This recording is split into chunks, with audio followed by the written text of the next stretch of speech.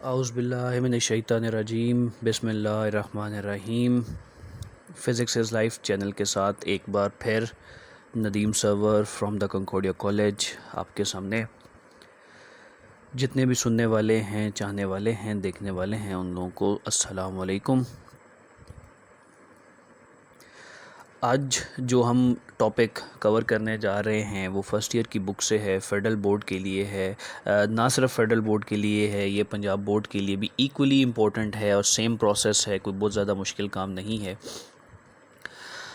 उससे पहले हम टॉपिक स्टार्ट करें, कुछ चीज़ें बताना ज़रूरी हैं कि इक्वेशंस ऑफ मोशंस आपको आनी चाहिए। इक्वेशंस ऑफ मोशन क्या है? बहुत आसान सी इक्वेशंस हैं, मैं अभी नेक्स्ट स्लाइड में उनका जिक्र भी करता हूँ। उनका सीक्वेंस हमारे टॉपिक के लिए जो ज़रूरी है वो भी आपको लाजमी पता होना चाहिए। प्रोजेक्टाइल मोशन आज का हमारा टॉपिक है। कोर्स हमारे पास जो है चैप्टर नंबर 3 है, टॉपिक नंबर 3.10 है, पेज नंबर 69 to 72 है। पेपर में ये question as a long question आता होता है और किस तरह से आ सकता है आपके सामने है। Explain what is meant by projectile motion और derive the expressions for vertical and horizontal distance, instantaneous velocity, height of projectile, time of flight and the range of projectile. इतनी सारी चीज़ें देख के डरना नहीं है, इतना मुश्किल टॉपिक नहीं है, हम इसको आसान से वर्ड्स में आसान से सीक्वेंस के साथ जो है वो कवर कर सकते हैं। सबसे पहले तो इक्वेशंस ऑफ मोशन का पता होना ज़रूरी है, जैसे मैंने आगे भी बताया है। तो सबसे पहले जनरल इक्वेशन ऑफ मोशन की बात करते हैं। S is equal to V T. S displacement है, वेलोसिटी है, टाइम है। यहाँ पे भी जितनी चीज़ें हैं मुझे उम्मीद है कि वो सब आपको पता है। वी वेलोसिटी है, ए एक्सेलरेशन है, टी स्टैंड्स फॉर टाइम, और यही सारी चीज़ें बार बार रिपीट हो रही हैं। फर्स्ट इक्वेशन ऑफ मोशन की बात करते हैं, that is final velocity is equal to initial velocity in plus acceleration into time. Second equation of motion की तरफ चलते हैं, the displacement is equal to initial velocity into time plus half acceleration times T square. इसी तरह से third equation of motion की तरफ चलते हैं, जो कि 2 into acceleration into displacement is equal to final velocity square minus initial velocity square. ठीक है, तो ये तीन हमारे पास जो है इक्वेशंस ऑफ मोशन है, और ये जो फर्स्ट वन है that is general equation of motion. इन चार इक्वेशंस को हम जो है वो यूज़ करने वाले हैं और इनका एक सीक्वेंस बनाने वाले हैं जो हमें हेल्प आउट करेगा पूरे का पूरा टॉपिक सॉल्व करने के लिए। प्रोजेक्टाइल मोशन को डिफाइन कर लेते हैं। प्रोजेक्टाइल मोशन है एक ऐसी 2 डायमेंशनल मोशन है under the effect of gravity is known as projectile motion. Under the effect of gravity that means कि हम कोई भी चीज़ अगर थ्रो करते हैं तो उसके ऊपर ये ग्रेविटी इफेक्ट तो करती है। मैं कोई भी चीज़ अगर स्ट्रेट लाइन में थ्रो करता हूँ तो वो बजाय स्ट्रेट लाइन में जाने के वो अपना पाथ जो है वो कर्व करके तो वो चेंज करके टुवर्ड्स द अर्थ मूव करती है। तो that is the effect of gravity. इसको आगे हम जो है वो मज़ीद डिस्कस करते हैं। कुछ एग्जांपल्स प्रोजेक्टाइल मोशन की यहाँ पे हैं। Football kick off by player, javelin throw, disc throw, baseball head, और क्रिकेट में ये बहुत सारी जगहों पे यूज़ होता है। इसकी कुछ एग्जांपल्स की डायग्राम जो है यहाँ पे भी आप देख रहे हो कि ये भी आपके पास हॉरिजॉन्टल भी मूव कर रहा है एज वेल एज वर्टिकल भी मूव कर रहा है, तो 2 डायमेंशनल हो गई, इसलिए ये भी प्रोजेक्टाइल मोशन है। जैसे ही ये इसको थ्रो करेगा तो इट कैन बी, या ये कह सकते हो कि ये भी हमारे पास जो है 2 डायमेंशनल में मूव करेगा, तो ये भी प्रोजेक्टाइल मोशन है। सेम यहाँ पे भी ये भी आपके पास जो है वो 2 डायमेंशनल मोशन। तो जितनी भी 2 डायमेंशनल मोशन है हॉरिजॉन्टल और वर्टिकल टाइप की, वो सारी की सारी हमारे पास प्रोजेक्टाइल मोशन में आती हैं। इफेक्ट ऑफ ग्रेविटी की बात करते हैं। यहाँ पे अब एक डायग्राम में अगर आप देख रहे हो तो यहाँ पे without gravity, with the effect of gravity और फ्री फॉल, 2-3 चीज़ें गिवन हैं। अगर हमारे पास फ्री फॉल है दैट मीन्स कि हम उसके ऊपर कोई फोर्स नहीं लगा रहे, सिर्फ वो under the effect of gravity, सिर्फ with the effect of gravity वो मूव कर रहा है, तो वो हमारे पास यहाँ पे अगर हम उसको रिलीज़ करते हैं तो वो एज इट इज़ ज़मीन की तरफ मूव करेगा। ठीक हो गया। सेकेंड, हम जो है हम उसको कुछ इनिशियल वेलोसिटी हॉरिजॉन्टल जो है वो प्रोवाइड करते हैं, और वो हॉरिजॉन्टल वेलोसिटी की वजह से वो हॉरिजॉन्टल मूव करता है, लेकिन under the effect of gravity वो स्ट्रेट पाथ की बजाय वो एक कर्व पाथ में मूव कर जाता है। सिमिलरली अगर मैं इसी तरह की बात करता हूँ तो अगर मैं ग्रेविटी के इफेक्ट को ख़त्म कर देता हूँ तो जो भी चीज़ मैं थ्रो करूँगा वो as it is without any change in path, without any deflection, वो स्ट्रेट लाइन में उसी तरह से मूव करती रहेगी। ठीक हो गया। तो ये हमारे पास जो है इफेक्ट ऑफ ग्रेविटी है जो कि प्रोजेक्टाइल को हमारे पास जो है वो मज़ीद एक्सप्लेन कर रही है।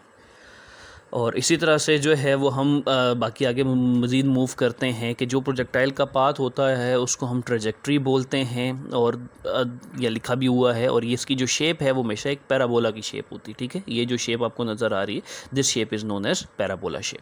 ठीक है, और ये हमारे पास जो है उसका पाथ भी हो गया। यहाँ पे इसको भी मज़ीद एक्सप्लेन करते हैं। कुछ कॉमन करेक्टरिस्टिक्स जो बहुत ज़रूरी हैं प्रोजेक्टाइल मोशन को समझने के लिए। मुश्किल नहीं है, लेकिन हमें इसको पूरी की जो मोशन है, देखो अब यहाँ पे दो तरह की मोशंस हैं, ये वर्टिकल भी मूव कर रहा है, ये हॉरिजॉन्टल भी मूव कर रहा है, तो हम एक साथ दोनों को डिस्कस नहीं कर सकते हैं। तो उनको डिस्कस करने के लिए हमें क्या करना पड़ेगा, हमें रिजॉल्व करना पड़ेगा इस पूरी मोशन को हॉरिजॉन्टल एंड वर्टिकल कंपोनेंट्स में। ठीक हो गया। अब रिजॉल्व तो हो गया, चले हमें वेक्टर एडिशन आता है, हमें वेक्टर का रेजोल्यूशन आता है, हमने उनके कंपोनेंट्स बना लिए, हमने उसको आगे पीछे डिवाइड कर दिया, हॉरिजॉन्टल में भी और वर्टिकल कंपोनेंट में डिवाइड कर दिया। डिवाइड करने के बाद मज़ीद नेक्स्ट हमारे पास जो कंडीशंस हैं वो ये हैं कि जो हॉरिजॉन्टल कंपोनेंट है वेलोसिटी का, वो बिल्कुल भी चेंज नहीं होगा, वो थ्रू आउट द मोशन जो है, थ्रू आउट द फ्लाइट जो है वो कांस्टेंट रहेगा। अब ऐसा क्यों है? ऐसा इसलिए है कि हम यहाँ पे एयर रेजिस्टेंस और बाकी जो जितनी भी ड्रैग फोर्सेस वगैरह हैं उन सबको नेगलेक्ट करते हैं। नेगलेक्ट करने का मतलब ये होता है कि हम इसके ऊपर किसी किस्म की कोई ड्रैग फोर्स जो है वो कंसिडर नहीं कर रहे, कोई इसमें रेजिस्टेंस कंसिडर नहीं कर रहे। जब ड्रैग फोर्स और रेजिस्टेंस कंसिडर नहीं करेंगे तो आपके पास वेलोसिटी चेंज नहीं होगी, वेलोसिटी का हॉरिजॉन्टल कंपोनेंट चेंज नहीं होगा, सिर्फ हॉरिजॉन्टल की बात हो रही है। और जब हॉरिजॉन्टल कंपोनेंट चेंज नहीं होगा तो एक्सेलरेशन उस पाथ पे प्रोड्यूस नहीं होगा। ठीक है, so acceleration will be zero along the horizontal. हम वर्टिकल पाथ की बात करते हैं तो वर्टिकल में हम ग्रेविटी को अब यहाँ पे इग्नोर नहीं कर सकते, क्योंकि ग्रेविटी की फ़ोर्स अच्छी खासी एक डिफाइंड फोर्स है, जबकि रेजिस्टेंस और ड्रैग फोर्स तो कहीं भी ख़त्म की जा सकती हैं। आप रूम में अगर कोई भी एक्सपेरिमेंट कर रहे हो तो ड्रैग फोर्स तो ख़त्म हो सकती है, बट रूम में अगर एक्सपेरिमेंट करोगे तो ग्रेविटी ख़त्म नहीं हो सकती। सो जो वर्टिकल कंपोनेंट ऑफ वेलोसिटी है वो यूनिफॉर्मली चेंज हो रहा है। और अगर आप यहाँ से देखो तो ये आपके पास मैक्सिमम वर्टिकल कंपोनेंट है, यहाँ पे थोड़ा सा कम हो गया। क्यों कम हो गया? क्योंकि अब हॉरिजॉन्टल मोशन थोड़ी इंक्रीज़ हो गई। ठीक है, हॉरिजॉन्टल मोशन का है, मैंने हॉरिजॉन्टल कंपोनेंट नहीं कहा। अब यहाँ पे ये आपके पास इस हाईएस्ट पॉइंट पे देखते हो तो हाईएस्ट पॉइंट पे जो वेलोसिटी है, जो वर्टिकल पॉइंट है, वो बिल्कुल ज़ीरो है। क्यों? क्योंकि आपको भी पता है कि जब हम कोई भी चीज़ थ्रो करते हैं तो वो हाईएस्ट पॉइंट पे जाके एक जगह पर रुकती है। रुकने का मतलब ये नहीं है कि वो बिल्कुल स्टॉप करे, रुकने का मतलब ये है कि वो अपनी हाइट बिल्कुल उससे मज़ीद ऊपर मूव नहीं करती है, उस पॉइंट पे वो स्टे करती है और फिर उसी मैक्सिमम हाइट से वो अपनी नेक्स्ट मूवमेंट डाउनवर्ड स्टार्ट कर देती। ठीक है, जैसे जैसे मूवमेंट डाउन स्टार्ट हुई, यहाँ पे वर्टिकल कंपोनेंट फिर से आ गया और फिर यही वर्टिकल मूवमेंट मैक्सिमम कंपोनेंट जो है वो मैक्सिमम अपने यहाँ तक पहुँच गया। ठीक है, तो हमारे पास जो वर्टिकल कंपोनेंट है उसमें वेलोसिटी यूनिफॉर्मली चेंज हो रही है, टाइम टू टाइम चेंज हो रही है, और एक्सेलरेशन ड्यू टू ग्रेविटी जो है दैट इज़ कंसिडर्ड पॉजिटिव अगर वो बॉडी जो है टुवर्ड्स द अर्थ मूव कर रही है, और यही एक्सेलरेशन जो है वो नेगेटिव कंसिडर किया जाता है। ठीक है, when it is moving towards the upper side कह लो या टुवर्ड्स द टॉप कह लो, मूविंग अपवर्ड कह लो। ठीक है, इसी के साथ नेक्स्ट मूव करते हैं। अब हमारे पास एक डायग्राम गिवन है, हमने लेट से हॉरिजॉन्टल एक कोई भी चीज़ को किसी भी हाइट से थ्रो कर दिया, तो हॉरिजॉन्टल को थ्रो करने से हमें क्या करना पड़ेगा, अब इसको थोड़ा सॉल्व कर लेते हैं। अगर आप यहाँ पे देखते हैं तो यहाँ पे वर्टिकल फॉल भी होता अगर मैं इसको एज इट इज़ नीचे की तरफ थ्रो कर देता। ठीक है, लेकिन मैंने एज इट इज़ इसको नीचे की तरफ थ्रो नहीं किया है, मैंने उसको फॉरवर्ड थ्रो किया है। तो फॉरवर्ड में आपके पास यहाँ पे जो कंपोनेंट आ रहा है that is V of X, क्योंकि मैंने उसको हॉरिजॉन्टल वेलोसिटी दी है। अब यहाँ से जैसे जैसे आगे मूव कर रहा है तो वर्टिकल ड्यू टू ग्रेविटी आपके पास जो वर्टिकल कंपोनेंट है वो क्या हो रहा है, इंक्रीज़ हो रहा है। नेक्स्ट में और थोड़ा इंक्रीज़ हो जाएगा, फिर और इंक्रीज़ हो गया, फिर और मैक्सिमम की तरफ जा रहा है, जबकि हॉरिजॉन्टल कंपोनेंट जो है वो बिल्कुल भी चेंज नहीं हो रहा है। ठीक है, तो ये चीज़ हमारे पास यहाँ पे गिवन है, हमने इसको मूव कर दिया, डाउनवर्ड और हॉरिजॉन्टल मूवमेंट दोनों इसके पास हैं। हम इसको कंपोनेंट्स ऑफ वेलोसिटी में डिवाइड कर लेते हैं जैसा कि हमें यहाँ पे नज़र आया है। इसी तरह से हॉरिजॉन्टल कंपोनेंट दोबारा बता रहा हूँ कि वो आपके पास जो है वो सेम रहेगा, वो चेंज नहीं रहेगा, वो चेंज बिल्कुल भी नहीं होगा। लेकिन जो वर्टिकल कंपोनेंट है, वर्टिकल कंपोनेंट वो अपने with the respect of movement Aahista Aahista change होता रहेगा। ठीक है, मैथमेटिकल थोड़ा सा पोर्शन की तरफ बात करते हैं। मैथमेटिकल से पहले हमें पता होना चाहिए कि जैसे ही कोई बॉडी अलोंग द हॉरिजॉन्टल और वर्टिकल पाथ मूव करती है तो वो कुछ ना कुछ डिस्टेंस तो कवर कर रही है, जिसको हम डिस्प्लेसमेंट भी कह सकते हैं, डिस्टेंस भी कह सकते हैं, जो हॉरिजॉन्टल भी है और वर्टिकल भी। ठीक है, अब इसको हम जनरल इक्वेशंस की फॉर्म में जो है वो कैलकुलेट करेंगे, और इसके साथ साथ जो है हम सीक्वेंस की बात भी करेंगे, और सीक्वेंस मैं आपको बताऊंगा कि किस तरह से आपने उस सीक्वेंस को कंटिन्यू करना है। ठीक है, मेरा ख्याल है यहाँ तक हम इसको जो है वो आगे मूव करते हैं ताकि नेक्स्ट हमें जो है वो इजीली समझ में आ जाए। जी, तो इसी के साथ नेक्स्ट मूव करते हैं अपने मैथमेटिकल पार्ट की पे, जो भी हम बात कर चुके हैं उससे नेक्स्ट मूव करते हैं। हमारे पास जो है वो क्या गिवन है, अब हम एक कोई भी एग्जांपल कंसिडर कर लेते हैं। लेट से हम एक बॉडी को यहाँ से उठा के किसी भी सर्टन हाइट से तो हम उसको थ्रो कर देते हैं just like a projectile motion. यहाँ पे हम देख रहे हैं कि हमने सारे का सारा उसको हॉरिजॉन्टल कंपोनेंट प्रोवाइड किया है, हमने कोई वर्टिकल कंपोनेंट प्रोवाइड नहीं किया है। अब हॉरिजॉन्टल कंपोनेंट जो हमने उसको प्रोवाइड किया है और वर्टिकल कंपोनेंट कैसे आ रहा है वो अगर आप इसकी मूवमेंट को देखते हो तो यहाँ स्टार्ट में कुछ भी नहीं था, फिर थोड़ा सा ड्यू टू ग्रेविटी इफेक्ट थोड़ा सा वर्टिकल कंपोनेंट आ गया, फिर उससे इंक्रीज़ हो गया, फिर वो मज़ीद इंक्रीज़ हो गया और फिर इसी तरह से वो मैक्सिमम की तरफ मूव कर रहा है। इस तरह से जो कंपोनेंट है वो तो due to gravitational effect move करता रहेगा, वो तो चेंज होता रहेगा। ठीक है, हमें इसकी डिस्प्लेसमेंट फाइंड करनी है क्योंकि ये कुछ ना कुछ इसने हॉरिजॉन्टल भी डिस्टेंस कवर किया है, कुछ ना कुछ इसने वर्टिकल डिस्प्लेसमेंट या डिस्टेंस भी कवर किया है, तो उसको हम डिस्प्लेसमेंट के तौर पे हम हॉरिजॉन्टल एंड वर्टिकल डिस्प्लेसमेंट जो है वो कवर करते हैं। यहाँ पे सीक्वेंस ऑफ इक्वेशंस दोबारा से बहुत ज़रूरी है कि हमें second equation of motion use करनी है। यहाँ पे सेकंड इक्वेशन ऑफ मोशन क्या है, S is equal to V I T plus half A T square है। अब हॉरिजॉन्टल के लिए ये ऐसा नहीं है कि सिर्फ हॉरिजॉन्टल में जितने भी चीज़ें आज हम सर्च करने जा रहे हैं या फाइंड करने जा रहे हैं उन सब में आपको कंडीशंस अप्लाई करनी पड़ेंगी। कंडीशंस मैं साथ साथ एक्सप्लेन करता जाऊंगा, लेकिन उनको कंडीशंस को समझना ज़रूरी है। क्योंकि हम हॉरिजॉन्टल की बात कर रहे हैं तो जो डिस्प्लेसमेंट है उसको मैं एक्स से रिप्रेजेंट करता हूँ। जैसे हम हॉरिजॉन्टल को एक्स कंपोनेंट से रिप्रेजेंट करते हैं, इसी तरह से एस को भी मैं एक्स से रिप्रेजेंट कर लेता हूँ। इनिशियल वेलोसिटी जो है that is initial velocity of x, ठीक है, जो हमने यहाँ से उसको प्रोवाइड किए। ये दोनों वैल्यूज़ उठा के इन कंडीशंस को हम यहाँ पे पुट करते हैं तो एस स्टैंड फॉर एक्स वो आपके पास यहाँ पे आ गया, V I X into T, या आई की जगह पे एक्स आ गया, प्लस ये आपके पास ज़ीरो हो जाएगा। क्यों ज़ीरो हो जाएगा? क्योंकि हम पहले भी बात कर चुके हैं कि जो हॉरिजॉन्टल कंपोनेंट है वो चेंज नहीं होता। That means velocity along the horizontal path does not change, और जब velocity change नहीं होती तो acceleration is 0। ठीक है, तो ये आपके पास पूरे का पूरा पोर्शन क्या हो गया, जीरो हो गया। ठीक है, यहाँ पे हमने मेंशन भी कर दिया, ये हमारे पास इक्वेशन आ गई, ये हो गया हमारे पास हॉरिजॉन्टल। अब क्योंकि हमने इक्वेशंस की फॉर्म में इसको करना है, हमारे पास कोई वैल्यूज़ नहीं है तो हम उस वैल्यूज़ को यहाँ पे पुट नहीं करेंगे, लेकिन अगर न्यूमेरिकल पार्ट आता है तो हम वैल्यूज़ को पुट करके इसको कैलकुलेट भी कर सकते हैं। वर्टिकल पाथ की बात करते हैं। वर्टिकल पाथ पे आपके पास जो डिस्प्लेसमेंट है उसको मैं वाई से रिप्रेजेंट करूँगा, जस्ट लाइक वाई कंपोनेंट, और वी आई को हम वी आई वाई से कन्वर्ट करते हैं। अब देखो यहाँ पे हमें स्टार्ट में कोई वी आई गिवन नहीं है, हमने वर्टिकल कोई वेलोसिटी प्रोवाइड नहीं की, सो ये वेलोसिटी क्या हो जाएगी, जीरो हो जाएगी। और एक्सेलरेशन जो है वो that is due to gravity, तो वो ग्रेविटी की वजह से A is equal to G में कन्वर्ट हो जाएगा। ठीक हो गया, वैल्यू पुट करते हैं। अब क्योंकि वो डाउनवर्ड मूव कर रहा है तो ये पॉजिटिव जी आएगा। ठीक है, तो आपके पास इक्वेशन में y इज़ इक्वल टू ये पूरे की पूरी चीज़ एज इट इज़ आ जाएगी, फिर ये ज़ीरो है तो ये इक्वेशन ज़ीरो होगी, तो आपके पास जो लास्ट इक्वेशन है that is y is equal to half G T square. ठीक है, तो ये आपने डिस्प्लेसमेंट फाइंड कर लिया, हॉरिजॉन्टल भी और वर्टिकल भी। ठीक है, इसी के साथ आगे नेक्स्ट मूव करते हैं। अब डायग्राम थोड़ी सी चेंज करते हैं क्योंकि वहाँ पे तो हमारे पास हॉरिजॉन्टल और वर्टिकल था तो उसको भी हमने कवर किया, लेकिन वेलोसिटी की बात करेंगे तो इनिशियल वेलोसिटी जो हमें देनी है वो कुछ इस तरह से हम एग्जांपल कंसीडर करते हैं, एक football kick off by a player की। तो यहाँ पे अगर आप देखो तो हम एक इनिशियल वेलोसिटी उसको प्रोवाइड कर रहे हैं। एक्सेलरेशन को यहाँ पे ये एंगल बेसिकली उसने शो किया है, हम अभी फिलहाल एंगल को डिस्कस नहीं करते हैं, हम उसको एज अ थीटा कंसिडर करेंगे अल्फा की बजाय। और यहाँ पे हम जो है वो एक्स एंड वाई कंपोनेंट में देख रहे हैं तो ये आपके पास एक प्रोजेक्टाइल मोशन बनाते हुए आपको फुटबॉल नजर आ रहा है। ठीक है, हमने इसकी वेलोसिटी कैलकुलेट करनी है। उसी डायग्राम को यहाँ पे अगर आप देखो तो हमने उसको वेलोसिटी के एक्स एंड वाई कंपोनेंट्स में हर पार्ट पे अलग-अलग उसको डिस्क्राइब कर लिया। ठीक है, तो इन्हीं की हेल्प से हम इसको जो है वेलोसिटी को यहाँ पे सर्च करते हैं, कंप्लीट करते हैं। फर्स्ट इक्वेशन ऑफ मोशन, अब यहाँ पे सीक्वेंस दोबारा से, एक पहले हमने second equation of motion use की, अब हम first equation of motion use कर रहे हैं। First equation of motion is V F is equal to V I plus A T. अब इसी तरह से जैसे हमने डिस्प्लेसमेंट के लिए हॉरिजॉन्टल और वर्टिकल फाइंड किया था, इसी तरह से हम वेलोसिटी के लिए हॉरिजॉन्टल एंड वर्टिकल भी फाइंड करेंगे।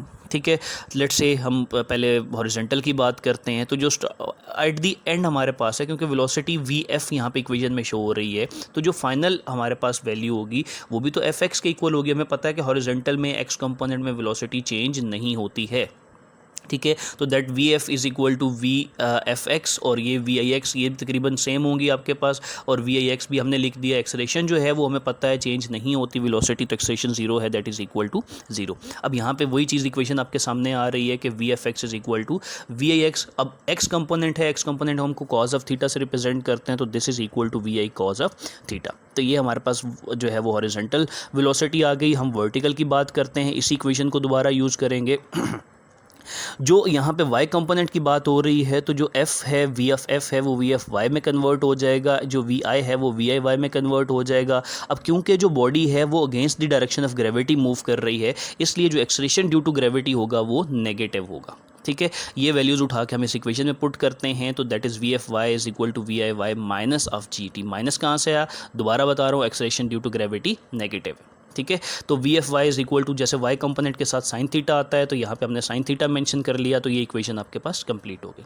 अब वेलोसिटी क्योंकि वेक्टर है और वेक्टर के लिए हमें पता होना चाहिए कि हम किसी चीज़ को थ्रो कर रहे हैं, कितनी वेलोसिटी से थ्रो कर रहे हैं, तो उसका मैग्नीट्यूड भी पता होना चाहिए और उसकी डायरेक्शन भी पता होनी चाहिए, ठीक है।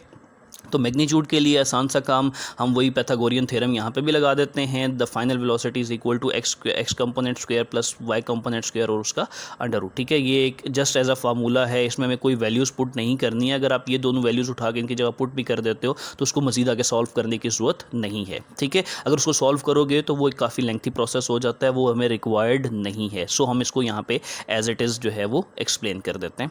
उसके बाद डायरेक्शन की बात करते हैं, तो डायरेक्शन का फार्मूला भी आप चैप्टर 2 में पढ़ के आए हैं, theta is equal to tangent inverse V F Y by V F X, ठीक है। तो ये हमारे पास जो है दो सिर्फ फार्मूलाज हमने मेंशन करने हैं, हमें इनको एक्सप्लेन करने की ज़रूरत नहीं है। नेक्स्ट मूव करते हैं। आज पैरामीटर्स बहुत ज़रूरी हैं, क्योंकि जब भी कोई चीज़ आप थ्रो करते हो तो आपको पता होना चाहिए कि वो कितनी हाइट पे मूव किया, वो उसने कितना टाइम लिया मूव करने के लिए, और उसकी रेंज क्या थी या कितनी दूर जाके वो गिरा, ठीक है। इनकी डेफिनेशन भी देख लेते हैं। प्रोजेक्टाइल मोशन जो है वो एक चीज़ याद रखना कि यहाँ पे एक किस्म की प्रोजेक्टाइल मोशन ख़त्म हो गई, हमने उसकी वेलोसिटी भी फाइंड कर ली, हमने उसका डिस्प्लेसमेंट भी फाइंड कर लिया, लेकिन हम कुछ पैरामीटर्स रह गए हैं, हाइट, टाइम और रेंज, उसको हमने फाइंड करना है। तो सबसे पहले हम कुछ चीज़ें देख लेते हैं। हाइट को डिफाइन कर लेते हैं, vertical distance covered by the projectile, ठीक है। आप किसी चीज़ को थ्रो करते हो तो वो कितनी हाइट कवर कर रही है, कितनी हाई पॉइंट पे जा रही है, that is maximum vertical distance, ठीक हो गया। अच्छा, टाइम की बात करते हैं, तो जब हमने थ्रो किया और जहाँ पे जाके वो लग रहा है द फाइनल पॉइंट, तो इनिशियल और फाइनल पॉइंट के दरमियान में जो टोटल टाइम था that is time for projectile, ठीक है। इसी तरह से रेंज ऑफ प्रोजेक्टाइल की बात करते हैं, तो जैसे हाइट वर्टिकल डिस्टेंस था, इसी तरह से रेंज जो है वो that is maximum horizontal distance covered by the projectile, ठीक है। ये तो होगी डेफिनेशंस। अब इनको हमने जो है वो कैलकुलेट करना है, तो आगे मूव करते हैं। सबसे पहले हम हाइट की बात कर लेते हैं। अब यहाँ पे भी एक सीक्वेंस है, अगर आप यहाँ पे देखो तो HTR का वर्ड है, जैसे HDR का वर्ड होता है, आप उसको उसके साथ रिजेंबल कर सकते हो हाई डेफिनेशन रेजोल्यूशन के साथ, लेकिन D की जगह पे यहाँ पे हमें T लगाना है और फिर हमने उसको हाई डेफिनेशन नहीं बोलना, हमने उसको हाइट, टाइम और रेंज बोलना है। तो ये सीक्वेंस एक और यहाँ पर आपको नज़र आ रहा है, इस सीक्वेंस वर्ड को आपने याद कर लेना, ठीक है। नेक्स्ट मूव करते हैं हाइट ऑफ प्रोजेक्टाइल पे। हाइट ऑफ प्रोजेक्टाइल हमें पता है कि मैक्सिमम वर्टिकल डिस्टेंस, डेफिनेशन तो हमने कर ली। अब सीक्वेंस क्या है, थर्ड इक्वेशन ऑफ मोशन हमने यूज़ करनी है। थर्ड इक्वेशन ऑफ मोशन हमारे पास यहाँ पे गिवन है, कंडीशंस लगाना ज़रूरी हैं। तो कंडीशंस क्या हैं, ये कंडीशंस भी हमने मेंशन कर दी कि वी एफ जो है वो वी एफ वाई के इक्वल होगा, जो कि ज़ीरो है। क्यों? क्योंकि हाइट की बात हम कर रहे हैं, तो मैक्सिमम पॉइंट पे जाके या मैक्सिमम जो हाइट है उसको कवर करने के बाद कोई भी चीज़ एक पॉइंट पर रुकती है, ठीक है। तो रुकने का मतलब ये है कि वहाँ पर उसकी वेलोसिटी क्या होगी, ज़ीरो होगी। तो एट हाइट, हाइएस्ट पॉइंट या at maximum height, the V F या final velocity that is equal to zero, ठीक है। इनिशियल वेलोसिटी हमने क्योंकि उसको वर्टिकल बी वेलोसिटी प्रोवाइड की है, तो that is V I Y और V I sine of theta के इक्वल हो गया। जो डिस्टेंस है उसको हम हाइट से कन्वर्ट कर देते हैं या उससे एक्सचेंज कर देते हैं, और जो एक्सेलरेशन है दैट इज़ माइनस जी। क्यों? क्योंकि हम अगेंस्ट द ग्रेविटी मूव कर रहे हैं, तो अगेंस्ट द ग्रेविटी के लिए हमारे पास ये चीज़ आ रही, ठीक है। अब इसके सोल्यूशन की तरफ चलते हैं, तो हमारे पास यहाँ पे सोल्यूशन नज़र आ गया। हाइट ऑफ प्रोजेक्टाइल में हमने third equation of motion use की। यहाँ पे दोबारा से बोल रहा हूँ, ये सीक्वेंस ऑफ इक्वेशंस याद रखिएगा।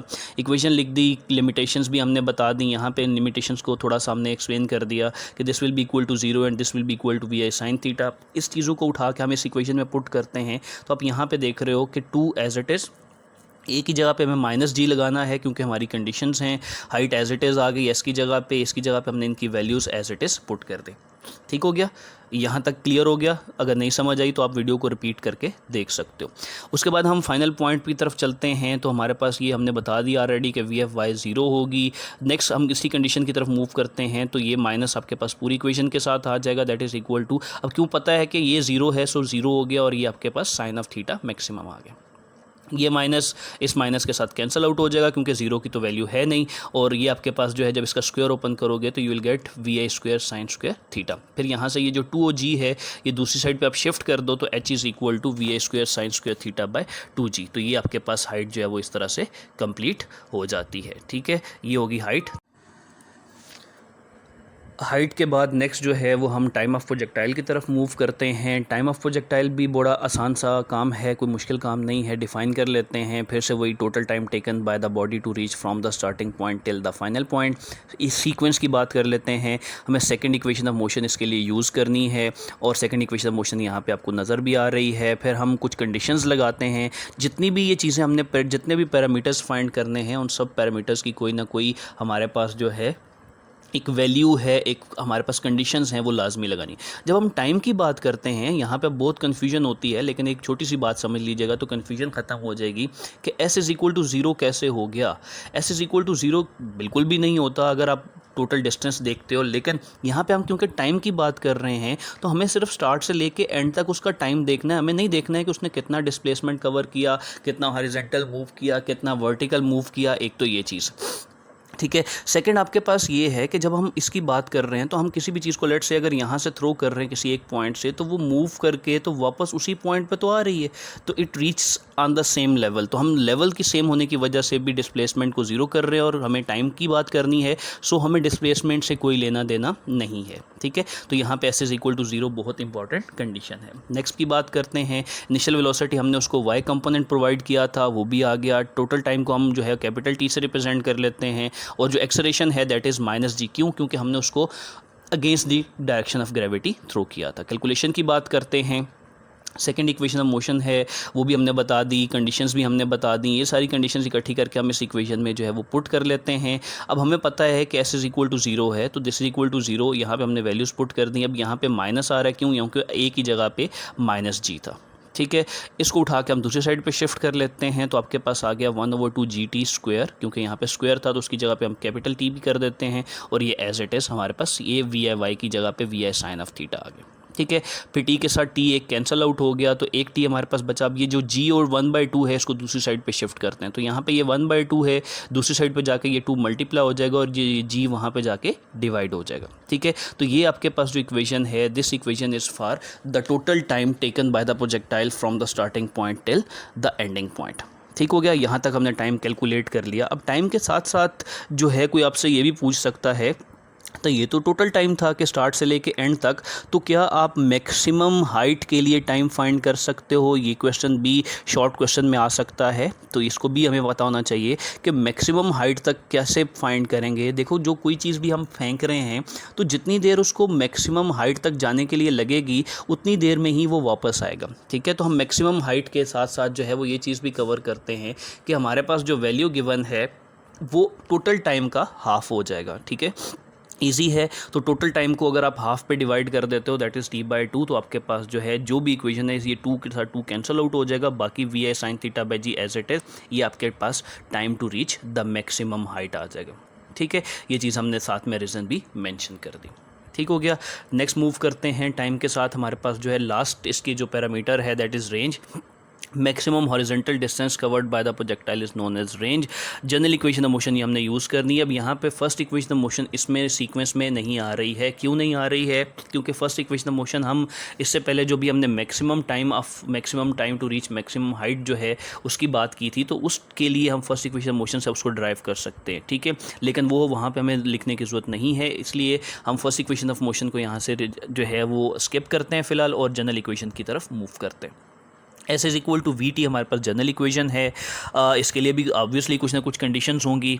जो V ऑफ F है फाइनल है वो अब हमारे पास X के इक्वल हो जाए। क्यों? क्योंकि हम हॉरिजॉन्टल डिस्प्लेसमेंट या हॉरिजॉन्टल डिस्टेंस की बात कर रहे हैं। ठीक है, और हमें ये भी पता है कि जो V ऑफ X है वही V ऑफ IX है। क्यों? क्योंकि हॉरिजॉन्टल में कोई भी वेलोसिटी कंपोनेंट चेंज नहीं होता है। इसी तरह से जो S है उसको मैं अब रेंज के लिए R से डिनोट कर दे। कैलकुलेशन की तरफ चलते हैं। सबसे आसान तरीन रेंज है, इसमें हमने सिर्फ VFX की जगह पे VFX और VIX कर दिया, T की जगह पे हमने टोटल टाइम कर दिया, S की जगह पे R है। अब ये वैल्यूज़ हमने यहाँ पुट कर दी। यहाँ पे जो ये T है दैट इज़ टोटल टाइम, जो कि अभी हम इससे पहले कैलकुलेट करके आए हैं, वो टाइम की वैल्यू उठा के आपने एज इट इज़ यहाँ पे पुट कर देनी है। VI cos थीटा भी आ गया, ये सब सिर्फ हमने वैल्यूज़ को पुट किया इस इक्वेशन में। वैल्यूज़ पुट करने के बाद नेक्स्ट हमारे पास क्या है, आपको 2 भी नज़र आ रहा है यहाँ पे, cos थीटा sin थीटा, इसको मैंने अलहदा लिख लिया। ये वी आई और ये वी आई मिल के वी आई स्क्वायर और by G as it is. इनको मैंने क्यों सेपरेट किया, क्योंकि ये हमारे पास एक मैथमेटिकल आइडेंटिटी बन रही है, और मैथमेटिकल आइडेंटिटी क्या है, 2 cos थीटा sin थीटा या 2 sin theta cos theta that is equal to sine of 2 theta. ठीक है, ये मैथमेटिकल आइडेंटिटी याद रखना बहुत ज़रूरी है। इसको उठा के आप इस पूरे की जगह पे यहाँ पे पुट कर देते हो, तो this R is equal to V A square sine 2 theta by G. This is not sine square, this is sine of 2 theta. ठीक हो गया, तो ये आपके पास मैक्सिमम रेंज है जो किसी भी प्रोजेक्टाइल की हो सकती। ठीक है, अब इसकी रेंज को मैक्सिमम देखने के लिए कि कितने एंगल पे हमें, क्योंकि हमें जब किसी भी चीज़ को थ्रो करेंगे तो वो एंगल पे डिपेंड करती है, तो यहाँ पे एंगल का पता होना ज़रूरी है।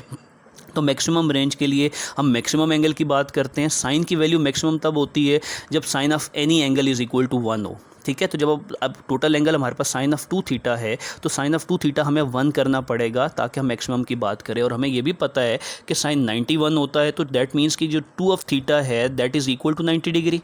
ठीक है, तो 2 ऑफ थीटा अगर 90 डिग्री है तो 2 दूसरी साइड पर जाके डिवाइड कर दो, that means theta is equal to 45। ठीक हो गया, तो ये हमने साथ मेंशन कर दिया। तो जो थीटा 45 अगर आपके पास हो, आप 45 डिग्री पे किसी भी प्रोजेक्टाइल को थ्रो करते हो, तो वो मैक्सिमम हॉरिजॉन्टल रेंज कवर करेगा। और ये आपके पास फार्मूला आ गया, R is equal to V I square by G, जो कि मैक्सिमम उसकी वेलोसिटी, सॉरी मैक्सिमम रेंज। इसी के साथ हम जो है वो एक जनरल डिस्कशन के साथ इस टॉपिक को एंड करते हैं। हमने कहा कि कुछ एक्सपेरिमेंट्स हमने प्रूव किए जो ये बता रहे हैं कि जो वैल्यू ऑफ जी है वो हमेशा कांस्टेंट रहती है, और जो भी एंगल्स हैं, जो जितने भी एंगल हैं, हर रेंज के लिए आपके पास 2 या 2 से ज़्यादा एंगल भी हो सकते हैं। हम कुछ इनको डिस्कस कर लेते हैं। कुछ एंगल जो है उनको हम कम्प्लीमेंट्री एंगल्स, वो एंगल जैसे आप 20 पे अगर थ्रो करते हो और 70 पे थ्रो करते हो तो द रेंज इज़ सेम। ठीक है, तो उस रेंज सेम के लिए अब इन 20 और 70 को हम क्या कहेंगे, दे आर कम्प्लीमेंट्री एंगल्स। इसी तरह से आपके पास जो है यहाँ पे भी देख रहे हो, आपके पास 30 और 60 जो है दे आर कम्प्लीमेंट्री एंगल। इसी तरह से 10 एंड 80 जो है वो भी कम्प्लीमेंट्री एंगल्स है, जो यहाँ पे मेंशन तो नहीं। और ये जो 45 है, अगर आप 45 पे देखो तो this is covering the maximum range. तो ये आपके पास जो है कम्प्लीमेंट्री एंगल्स और मैक्सिमम रेंज की बात हो गई। उम्मीद करता हूँ कि आपको ये टॉपिक जो है वो पसंद आया होगा। आसान था, मुश्किल नहीं है। इस टॉपिक के लिए एक दोबारा से एक बात, sequence of the equations of motion आपको याद रखनी है। जितना सीक्वेंस आप याद रखोगे उतना आपके लिए इस टॉपिक को सॉल्व करना, उतना इस टॉपिक को आपके लिए सॉल्व करना और उसको बताना ईजी होगा। ठीक हो गया, उम्मीद करता हूँ कि ये सारी चीज़ें आपको पसंद आई होंगी। और अगर आपको कोई चीज़ समझ नहीं आई तो आप उसको नीचे कमेंट्स में मेंशन कर सकते हो, हम उसको दोबारा से अपने टॉपिक में शामिल करेंगे। नेक्स्ट टॉपिक के लिए अल्लाह हाफ़िज़।